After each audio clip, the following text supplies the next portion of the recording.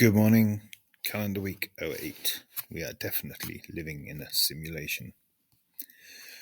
Around 3 years ago, maybe 4, I started playing with an amusing little idea that the changes that humans have wrought upon the Earth's climate might not end civilization in all its recognisable forms.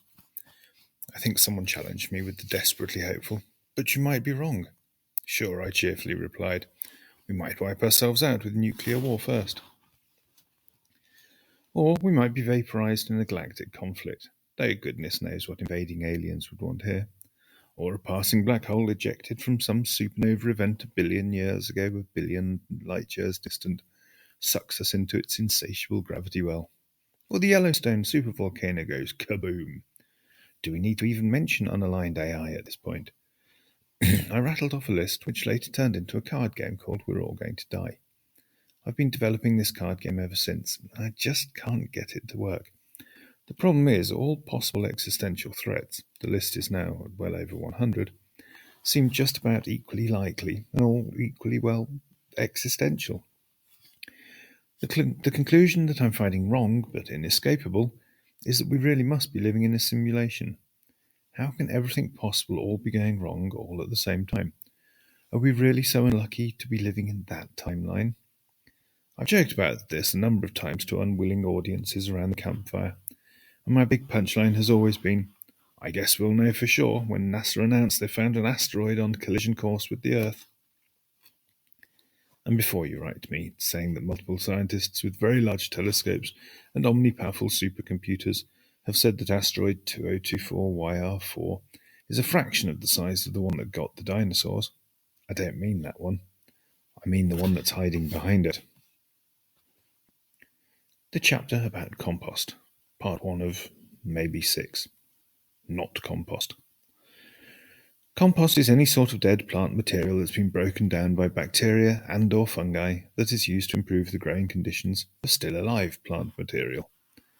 So if we're going with this definition, then things that are not compost include potting compost, a mixture of compost and other stuff, usually a bit of sand and something to help retain water.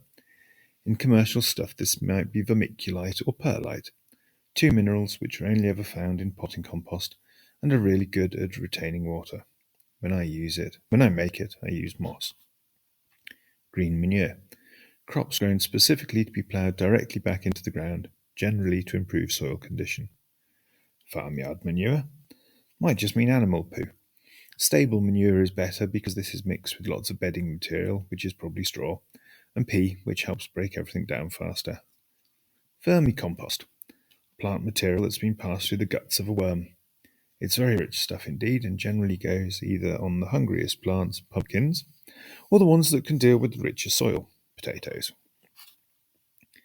Mulch, grass clippings, leaves, organic stuff that goes directly on the ground, around growing plants to keep the baking sun from boiling all of the water out of the ground and burning the roots of the plants. 2 things, both bad. Leaf mould, a big pile of leaves which is broken down by the action of funguses. Actually, leaf mould is compost on account of it being plant material and it has been broken down by fungi. We try to use all of these at the barracks, because if growing plants is about anything, it's about improving the quality of the soil we're doing it in. We're going to hold 4 seasonal workshops on growing for self-sufficiency this year.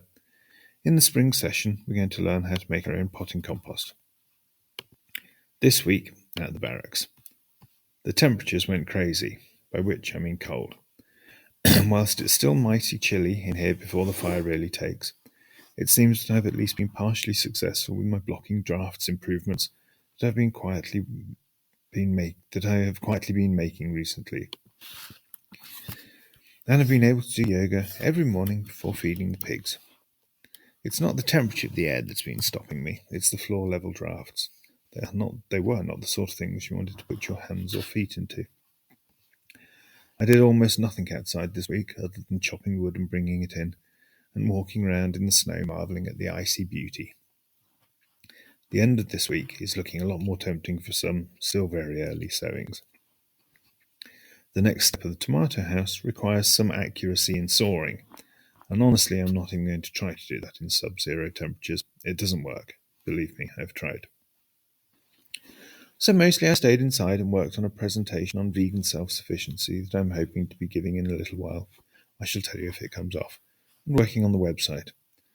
The mobile version was looking quite a lot shonky, so I spent a very enjoyable session or two tweaking that, persuading it into place pixel by pixel. I think it looks a lot better now. And just like that, an hour has passed and it's time to go and feed the piggies. I'd better rush or they'll be cross with me. Which reminds me, I meant to tell you that Tony's been in a very peculiar mood lately. It's kind of fun. I might expand a bit in the comments if anyone's interested, but for now I really must dash. I'll see you next time, and until then, take care of each other. Your loving Pirate Ben. XO. XO.